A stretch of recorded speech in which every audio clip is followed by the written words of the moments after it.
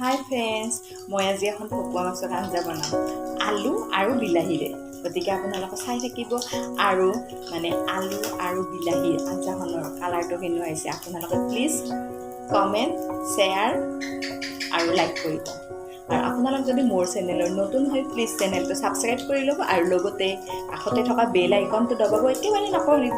গতিকে আহক মই বনাওঁ, আপোনালোকে চাই থাকিব। মই আজি ভকুৱা মাছৰ আঞ্জা এখন বনাম বিলাহী আৰু আলুৰে। চাই থাকিবচোন আপোনালোকে কেনেকুৱা হয় কালাৰটো মোক জনাব। এয়া বিলাহী আৰু আলুখিনি মই সৰু সৰুকৈ কাটি লৈছোঁ, দেখিছেনে? বিলাহী আৰু আলুখিনি মই সৰু সৰুকৈ কাটি পেলাই ৰাখি থৈছোঁ।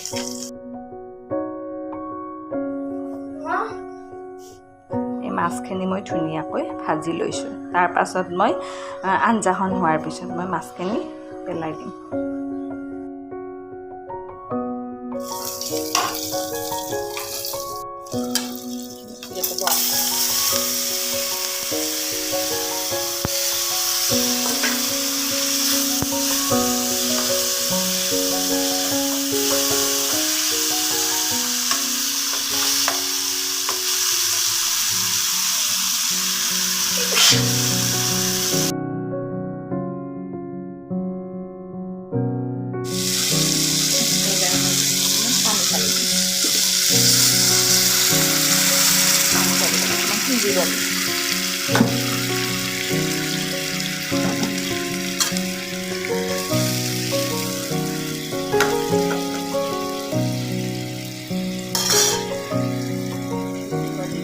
মই এবাৰ ইয়াৰ ওপৰত এখন ঢাকন মাৰি দিম।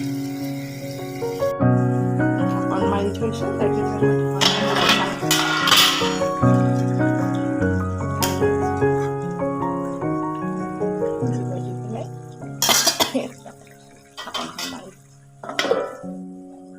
এনেকৈ মই মাছখিনি আঞ্জাখনৰ ওপৰত দি অলপ সময় উতলাব দিছোঁ।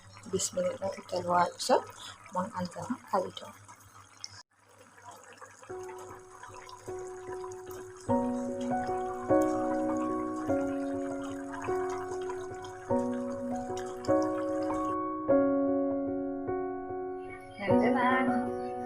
আঞ্জাখন হৈ গ'ল মাছৰ আঞ্জাখন। গতিকে মাছৰ আঞ্জাখনৰ কালাৰটো কেনেকুৱা হৈছে আপোনালোকে please like, comment and share কৰিব।